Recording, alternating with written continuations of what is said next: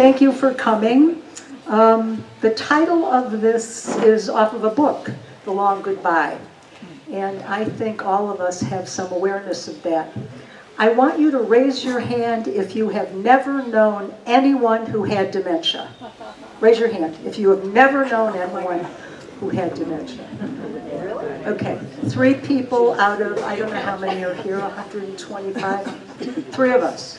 I want to know, raise your hand if you're under 65. Ooh la la. Not too many. All right, so we are a group of people for whom the awareness of dementia is really high, and it's closer to me than ever. First of all, I'm going to be 75 this year, and 60 to 70% of people with dementia are 75 to 85. So I'm on a threshold.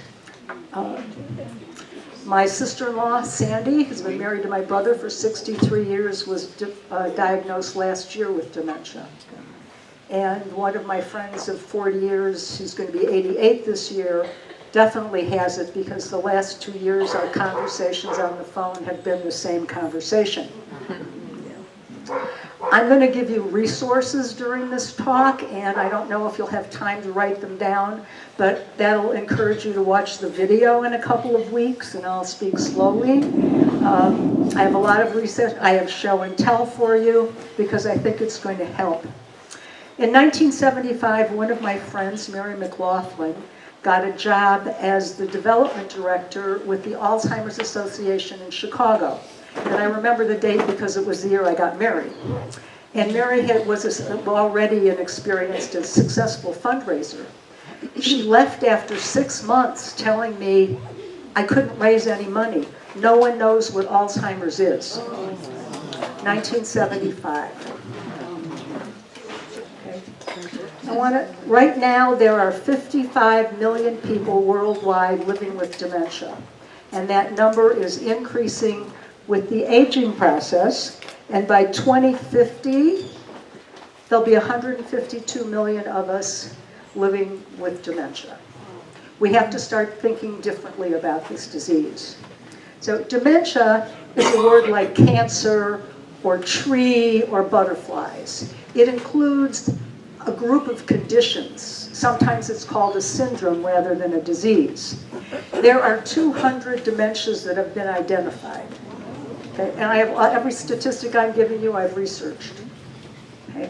The top 5 are Alzheimer's, of course, which I just told you, 60 to 70% of us. And each one of these has different manifestations and different symptoms. That's why they've been identified. And they affect the brain in different ways. And dementia is a biological process. It's progressive and it's terminal. Isn't that fun to know? I'm working on all of you. Vascular.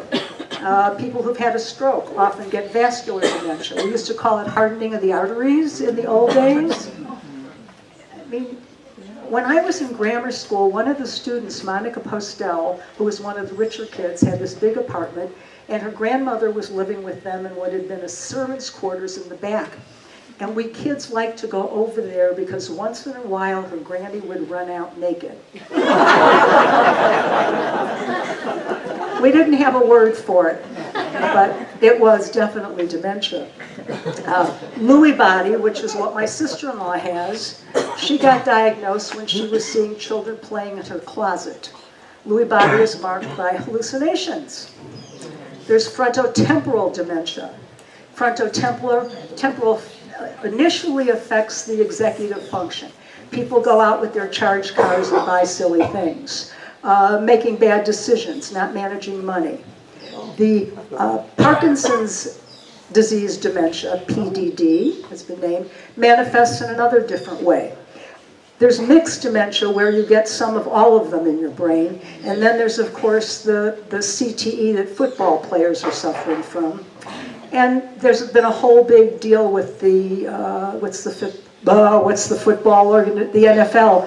They've refused to pay a lot of their players who've sued for money because of the damages that the game did on them.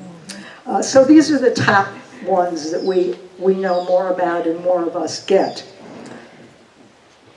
Dementia is #1 in aging disease. And curiously, we're working at longevity. I think that's something we have to start looking at. The longer you live, the more likely you are to have some brain dysfunctions. In 1950, I was a year old. How many of you were born after 1950? Around 1950? Sure, most of us. That's why I love it here. We are so special. We are the Olympians of aging. Really, look at us. Look at this life. We're living our dream. We're vital. We're healthy. We're exercising. Just walking here is like hiking a mountain. So in 1950, and yeah, if you need hiking sticks, please use them. 1950, there were 2.5 billion people on Earth. Today, there are 8. In 70 years, humanity has multiplied that much, and the largest segment of growth are people over 65. Good for us. Okay? This is the first time in the history of humanity that there have been so many older people and that they're dying so slowly. Never happened before. We are living with chronic illness that really keeps us alive longer, but our well-being time isn't so long. And there's actually, the average 65-year-old takes 5 prescription drugs. And the chronic illnesses become comorbidities with the dementia diagnosis. Now, I pulled this out, the show and tell #1. The United States Medicare organization is negotiating with drug companies to reduce the price on 10 highly used medications. And I don't take any daily drugs. I occasionally take an anti-inflammatory or a painkiller, a little CBD for my arthritis. I like that. Sometimes a little cannabis. But anyway, I take that. Hey, I'm a child of the 60s. Okay, this is why Medicare pays this bill for people over 65. Eliquis for prevention and treatment of blood clots. There are 3,700,000 people who take it. Jardiance, diabetes and heart failure. 1.5 million people take this drug. Xarelto, very commonly prescribed. Prevention of treatment of blood clots, reduce risk for patients with coronary artery disease. 1,300,000, and it goes on. The lowest one is, and these are all diabetes, heart disease, one for blood cancers. 20,000 people take this blood cancer drug. So I think this is something we need to be looking at. And I'm going to talk more about making decisions about one's health care. Okay. Stories. So I have been familiar with dementia since my Aunt Fran got it in 1995. How many of you have Aunt Frans you adore? I am an auntie to a lot of young people, and I'm an auntie like the best auntie in the world. It is a great job, and if you have young people in your life, they need us so much now. Their lives are challenged in ways we can't even understand. And they need us to be role models and to love them and to just accept the lives they're living. My goddaughter has piercings all over her thing. She's 19, she got tattooed, and when the first time I talked to her on the phone and she had her eyebrows with those studs in them, and I went, and then I said, wow, that's interesting. Practice, that's interesting, instead of judging her and saying, what are you doing putting holes in your face? Not my face.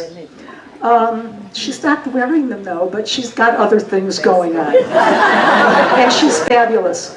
This year, she's a sophomore in college, and I'm a little off, but it's a good story. She's a sophomore in college, and she's spending a semester in Seville, Spain.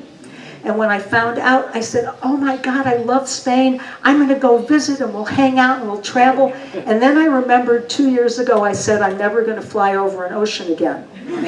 That's not how I want to spend my time and money. And I bought her ticket. And I said, we have to have a FaceTime every other week. Not too much expectations, just enough. And she said, that's cool, Aunt Lou. So I'm thinking, we need to we have to get creative now. This is, I talk about this line all the time. Think about a line. This is your birth and this is your death, and there's a line in between, right? Where are you today? I'm about here. And I like to call this the ooh la la time, because we really have everything we need now.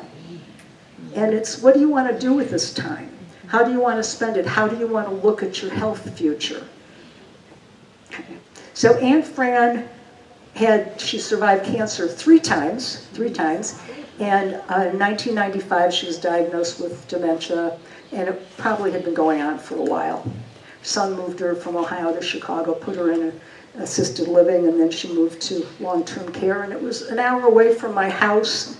And the last time I saw her, it was difficult to see her and to talk to her. And I kept being bothered by that. I felt really guilty that I had abandoned my Aunt Fran. And I was busy, I was making excuses, and it was an hour drive, and I don't like that. And I'd have to spend time with her son, who I didn't really want to spend time with. All these. And then finally one day I couldn't stand feeling that bad, and I went to see her. She was in a sweet little country nursing home, lovely staff, very basic, and she was in kind of a crib with iron sides up, and this was 2000. I just turned 50. Might have been earlier than that, actually, but I wasn't young. And I sat there, I pulled a chair up to her bed, and I started talking to her, and she was nonverbal, bedbound, small, but clean, in kind of a dark and private room, and I just wept. I just wept, and I apologized, and finally I put the rail down to her bed, and I climbed in bed with her, and I put my arm around her, and I kept crying, and she said, "I love you." She hadn't spoken for a long, long time. And that taught me that I can't run away. We cannot run away from things that are uncomfortable. We can't avoid suffering. It's a part of life. And when we avoid sharing, standing in the suffering of others, non-judgmentally, learning from the experience, we grow. That's where our growth comes from. Not from taking another vacation, frankly, although I believe travel is important, but it's this person-to-person contact and watching people change. And Fran died shortly after that. And she was cremated according to her wishes, and at her funeral, her son told me, I said, "What are you going to do with the ashes?" And she said, "Well, we've got George's ashes in the garage." I said, "George who?" Her husband was John. Well, apparently she had a little friend named George, and she wanted her ashes to go with his ashes. And I said, "Aunt Fran, okay. It's the kind of auntie I want to be." Yeah. My next real deep personal experience was my cousin Andrea, who Andrea grew up in an apartment next to our house, and my sister and she were the same age, and the summer they turned 20, they both got married to separate men, and I was I was the flower girl at both of the weddings. And they lived a mile apart in Chicago. They were good friends. I became good friends as I grew. We were more alike. Andrea had 5 kids, went back to school, got a social worker's master's degree, and worked at a nursing home where we moved my mother eventually. And one day she got lost going to work. And she was in her early 70s. And her husband started driving her. And he also started doing a lot of things for her. And then it became very clear that she was losing ground and losing memory. And she stayed, oh no, my time. She stayed at home, and he tried to take care of her until he couldn't. And moved her to long-term care. And by the time she moved to long-term care, she was really disabled. She was gotten to a wheelchair pretty quickly. And she just kept getting more and more disabled, and he kept being dissatisfied with the nursing homes, and she moved 4 times before her last one. And in her last nursing home, she had a daughter who was very Christian, and insisted on more and more care and more feeding. And her husband wound up living in the nursing home at the same time on a different floor. His sister, who was a Catholic nun, moved from her convent to take care of him, primarily, both of them. And the last year of her life was one of absolute total loss. She was bedbound, contracted, she could smile. If they put a spoon in front of her, she would eat. When she didn't, she'd purse her mouth, she was done. She weighed my size, 140 pounds. When she died, she weighed 75 pounds. And I learned so much from that experience. Just being with her, holding her hand, massaging her with lotion, talking, reminiscing whether or not she took it in or not. I did. Someone once said, she was visiting her mother every day, and a friend said, "Why are you going? Your mother doesn't know who you are." And the response was, "But I know who she is." I think we have to lower our expectations. So Andrea's death was really awfully good. Right before we knew she was dying, you know when you're dying, there are a lot of obvious signs. I talked the nursing home into moving her and her husband into the same room, which modeled after the chrysalis room concept I worked on. And we moved her bed, they moved his bed, put him in the wheelchair in the room, and Sister and I went to get her clothes out of her room, and when we got back, he crawled into bed with her. He had not been in bed next to his wife of 63 years that he loved dearly for about 5 years. This is the kind of creativity we need to be having. Put the rails down, climb in bed with somebody, talk to them face to face. When you're talking to somebody in a wheelchair, sit down so you're eye to eye. Get creative. Figure out what would mean something to you if you were being cared for. I did a survey of some people, now retired professional caregivers of people with dementia, and some people who had family members with dementia. And I asked them, one, do you ever think of getting dementia? And the family caregivers, interestingly, most of them said no. I think it was like scary. And they were younger. They're still working, all of them. Go, ooh, really? But the professional caregivers, they had different responses. The people who ran nursing homes with dementia units. 3 of them said, I'm going to Switzerland. I like that plan myself. Okay, the reason, if you don't know, Switzerland allows death tourism. You do not have to be a citizen or even a resident of Switzerland, but you do have to go through a pretty long process of, where's my show and tell, I moved it, a pretty long process of application. And there's a wonderful book called In Love by Amy Bloom. New York Times did a review on it, big bestseller, about her story. Her second husband, who was an architect and had been a Yale football player, big personality, got early onset dementia. And there is, they call it younger dementia, early onset. Right now, about 5 to 6% of dementia sufferers get diagnosed before 60. One of my friend's nieces was diagnosed at 50. And she's had just moved in with her mother. Beautiful book. Tells the story about going to Switzerland. It costs $10,000 for the procedure. You need to fly there. You need to have somebody go with you. And I think eating Swiss chocolate for 3 days is a good plan. A little champagne. Okay. You have to be competent. You have to be competent to make an application and to be accepted. But it is one of the options. There's another option that people choose, and this is a lovely book, Voluntarily Stopping Eating and Drinking. Has anyone known anyone who ever did that? Yeah. Well, first of all, part of the dying process is we stop eating and drinking. It's the body wants to stop taking things in. It's not unusual for doctors, especially here, to hydrate people at the end of life.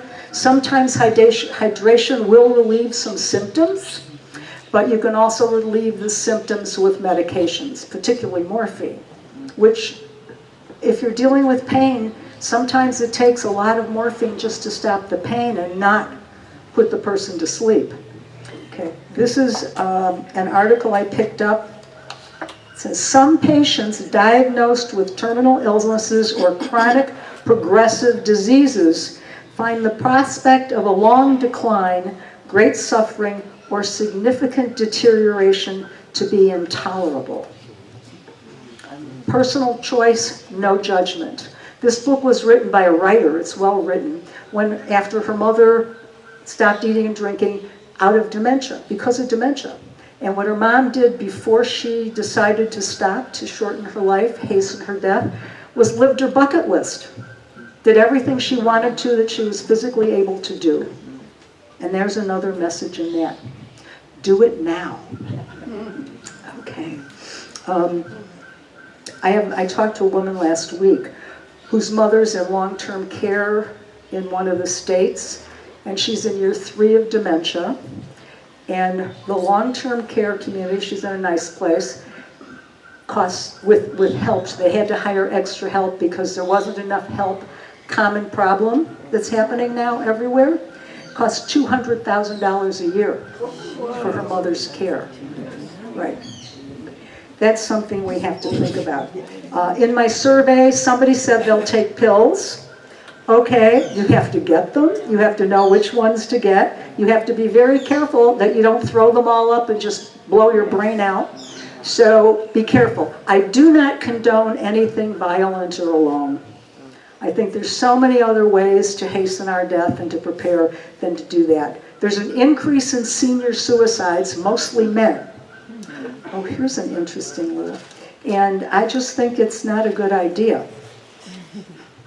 Oh, I left the top 10. Okay, the top 10 causes of death in the world, Alzheimer's and dementia is number 7. The whole world. Okay. Heart disease is number 1 in the world and in the United States and in Mexico. In Canada, cancer is number 1. In cancer, dementia is number 9, but interestingly, the statistic came up with more information. In Canada, a third, they have unintentional deaths, and they have it broken out by chemicals, including drugs, exposure to toxic chemicals, and falls. And a large 2/3 of the accidental deaths in Canada are people over 65 who fall and die as a result of the fall. I mean, sometimes even if you get a hip surgery, you're going to die in a month. Depends on what's going on with your body, but I think that's, use those canes and walkers.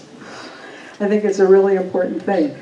In Mexico, dementia's not even on the top 10. Partially because only 8% of the population is over 65. Less health care, less expensive medicine. More people living in the country and rural areas, and they don't have access to good health care. Personal violence was on the list as a cause of dying in Mexico, as was neonatal issues. It is the second world country. So the causes of dementia, actually the causes of dementia, age is number 1. Hello, it's over 65.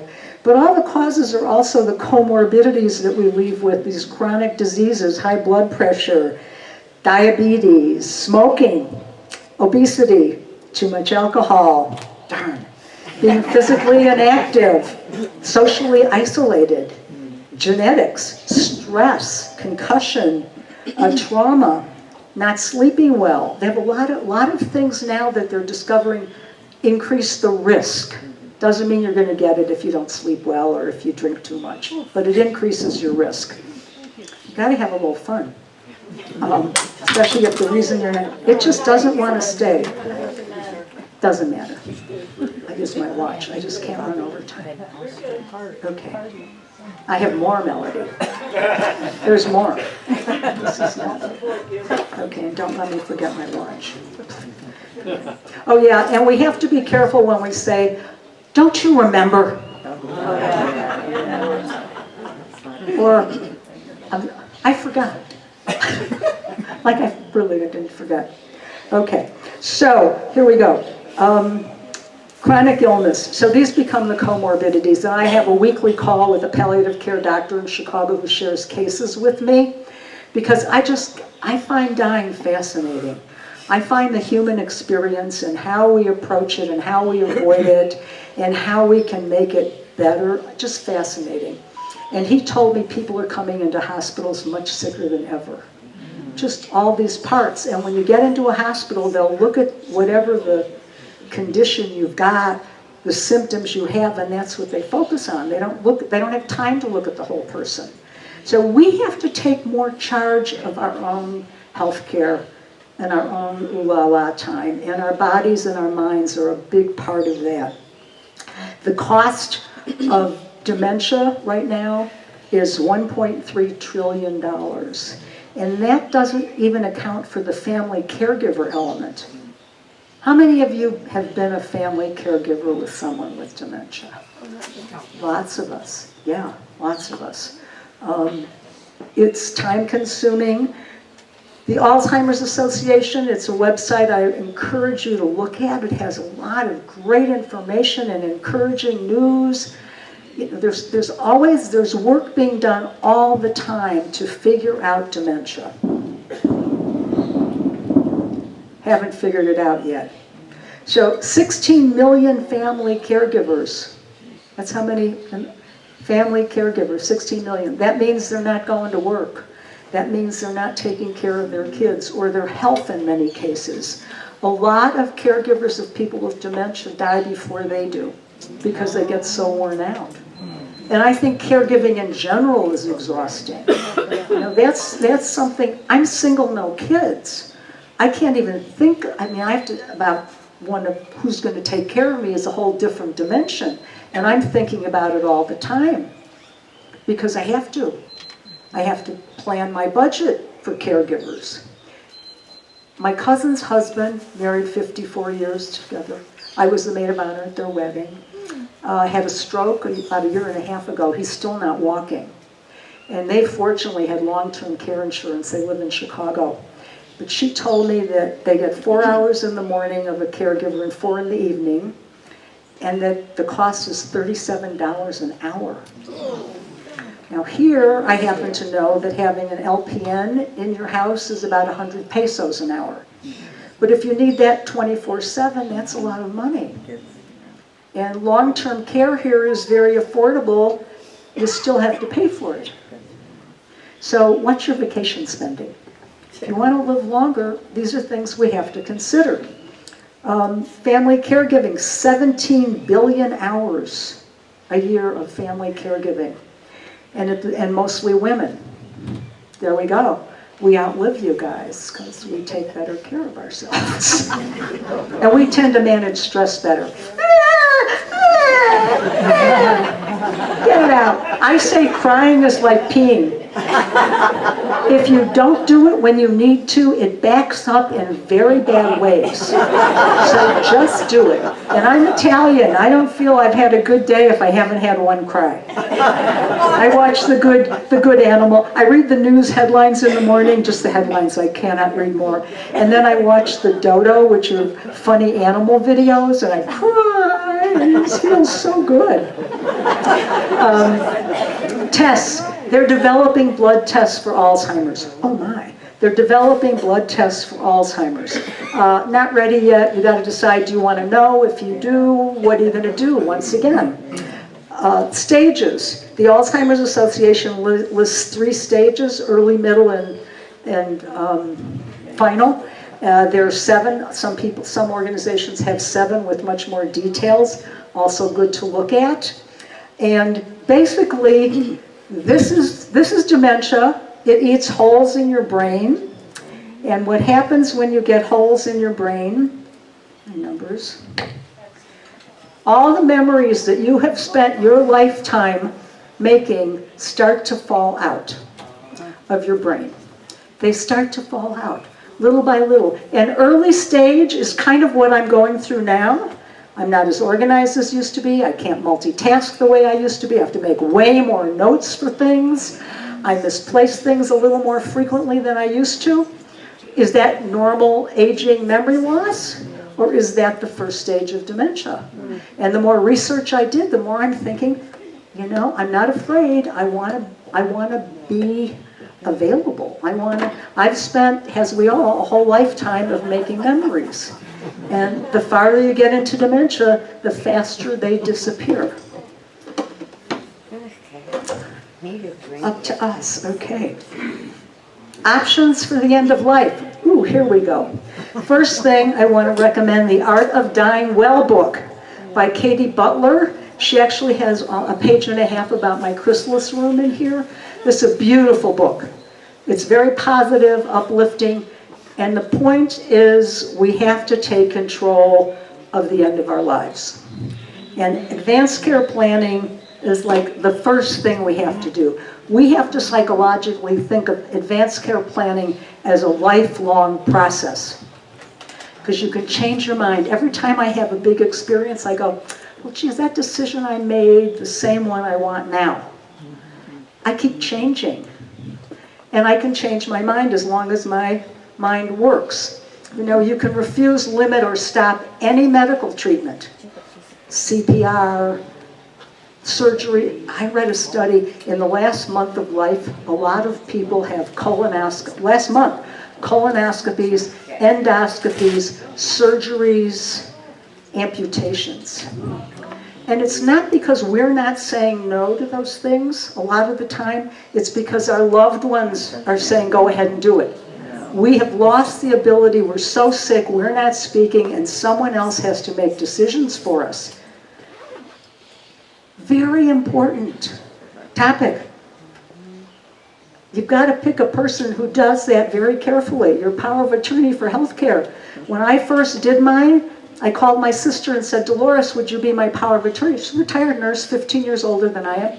And she said, oh, Loretta, wonderful. You're my baby sister. I don't want you to ever die. And I said, then you can't be my power of attorney because I need someone who's listening to me and won't make me live longer than I want to live. Talk about this. I truly believe, and I've watched a lot of people living the end of their lives, death is a sacred transition. It is one of the two most sacred things we do in our life, birth and death. And we treat it like a medical event. It is not. It's a spiritual process with medical implications. And it's time we all started looking at it as an important thing that we do, an important experience, an important decision. Because what we leave behind echoes. And the clearer we are about what's important to us, the less people will be left with guilt that they didn't do enough or they did the wrong thing. And I know some of you, if not all of you, are sitting there thinking that right now. I've heard it so much from caregivers after someone has died, I didn't do enough. It's not true. We do the best we can with the information we have and the support we have at any point in time. You did a good job, whatever it was. Let the guilt go. You can't control everything. Talk about it. We have a death cafe here. The Esterlita is the first Friday of every month. It's fabulous. There's a book called Death Over Dinner. If you want to run a death cafe at your church, or there's going to be one at the Legion soon, I'll give you the training. Reverend Meredith will give you the training. Kathy Merrill runs a spouses support group for people with dementia, only spouses, here Tuesdays 11 to 12:30. Talk. There are games. There are games. They're great games. This is the death deck. When you invite someone to your house to play cards, give them this. All the stuff online, they're games to make the conversation easier, more fluid, and more memorable that way. This is someone's having an event. Oh, My Last Days, Creating Your Living Will, a Journey of Artistic Planning. It's going to be making soul collage. And that's February 21. I'll post this on the bulletin board next week. Creativity, expressing our grief, expressing love. I mean, this ooh la la time, this is where we build our compassion. This is where we build our love. This is where we build our forgiveness. This is where we build our self-care. You know, forgiveness starts at home. Back to that guilt thing. Forgive yourself. You're not perfect. Stop trying to be. Nobody's perfect. But you know what your best is. That's all you have to ask of yourself. Am I doing my best today? Is this the best I can do? And say yes. I mean, we spent so much of our lives, and this is the young people today problem, they've got all these role models that are not the best role models for them. We are. Look how far we've come. Look at what we're doing with our lives. Alzheimer's advanced directives are available. You can go to the Compassion and Choices website. You can look at fabulous book. Finish Strong, Putting Your Priorities First at Life's End. Barbara Coombs-Lee was the first president of Compassion and Choices. She has an entire chapter on dementia. This book is really worth reading. As you can see, I found a lot in it to remember. I had to tab it because otherwise I wouldn't remember. All these little systems I'm creating for myself. The Alzheimer's Association. Dying with Dignity Canada. Okay. So what options do we have at the end of our life as long as we are competent? We have palliative care, which is available here. There are multiple doctors that provide palliative care, which is pain and symptom management. It's important at the end of life because the body gets kind of tricky and you never know what it's going to do. Actually, people with dementia, like a huge percentage of them are on antipsychotics because dementia changes not only memory, but character and behavior. And some of the sweetest people in the world become really belligerent. And some of the nastiest people become really passive and depressed and cry. So you don't know, but drugs are, in the United States and probably Canada, you cannot restrain a person in long-term care. You used to be able to. But here I have seen people tied into their chairs so they don't get up and fall. Good reason, but nonetheless, they can't get up. Medication, very common for restraint. And I've seen in the States that they'll push a wheelchair up to a table and the person isn't strong enough to move the wheelchair out, so that's the restraint. They're not tied in, but they are stuck in place. Again, sharing the journey, you're going to learn something. Palliative care, north of the border, there's hospice. We don't have it here. It's paid for north of the border. It's a whole team effort. Here, when you get to the end of your life, if you're here, and I hope to be here, you'll have to hire help. Unless you develop a lot of young friends who are willing to come over and keep you company and do things for you and have a whole list. And we have to network. I mean, I can't do it all. We have to network. If you know someone who's in a really good long-term care facility, as I know here, talk about it, share it. Start gathering information, because if you don't need it, somebody you love is going to need it. No question about it. If you want to stay here, you need to know the system and how it works. That's why I'm teaching these advanced care planning and how to die in Mexico classes at LCS. Terminal sedation is legal in Mexico, the United States, and Canada. If you are suffering terribly, you are at the end of your life, you can be sedated to go to sleep until you die. Very peaceful and nice. A friend of mine had it one day, woke up with a lump in his neck here. He found treatment, a little surgery, cancer that moved into his esophagus, and he knew that he was going to probably suffocate to death. We had a meeting with his doctor. I was his power of attorney, and the doctor offered him treatment. You can go back and forth to Guad for radiation and chemo, and he said, no, I'm not going to do that. I don't think it's going to make me better. Do you, doctor? And the doctor said, no, it won't. So he waited a while and got sedated.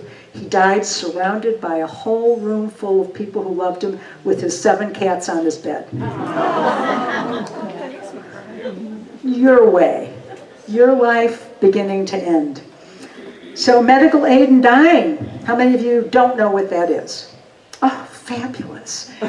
In the United States, only 10 states have legalized it. You have to be within 6 months of dying, you have to apply for it, you have to get a prescription medication, and you have to be able to take it yourself. A lot of restrictions. Access is low. All the Catholic hospitals in America will not let their doctors do it. So it's challenging. However, more states they're working on bills to have it available. In Canada, and you have to be competent, in Canada, go to Dying with Dignity Canada, and Canada not only allows medical aid in dying for the entire country, if you're within 6 months of dying and you're a Canadian resident or citizen, you can apply for medical aid in dying. And as of this summer, they are going to publish new rules and laws that will allow people with dementia to make an advance directive that says, when I'm at this point and this point and this point, I don't want to live any longer. And you will be allowed to go to a hospital or a maid house and have your life helped out. You'll be helped out of your chrysalis. Again, this is really novel and new.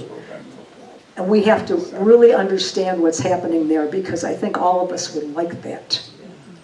Switzerland, again, is an option. And this book, Final Exit, Derek Humphrey wrote the first edition of this, I think, 30 years ago. He's still alive.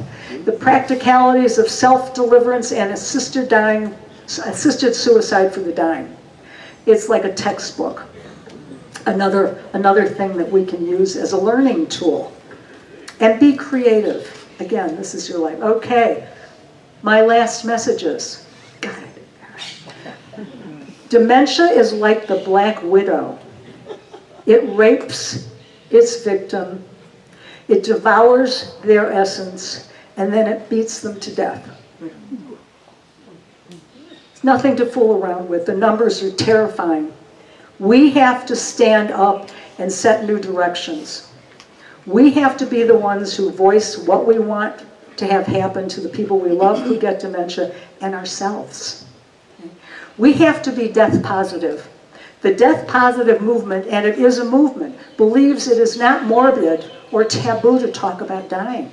In fact, it's a measure of a healthy society to talk about dying. We all have to do it. It cannot be a bad thing. We've made it hard, and that's what's made it bad.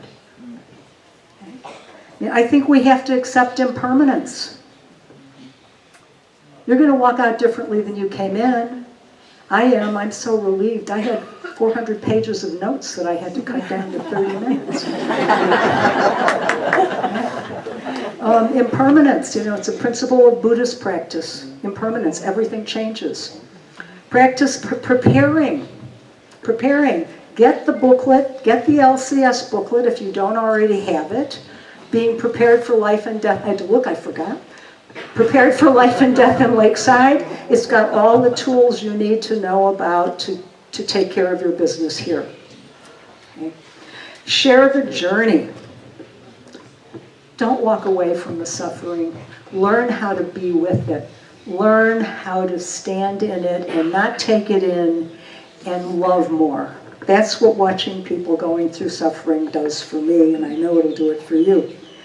Forgiving, again, gotta forgive, good practice. Letting go, oh my goodness. Let go of the judgment stuff and the stuff. Thin out your stuff.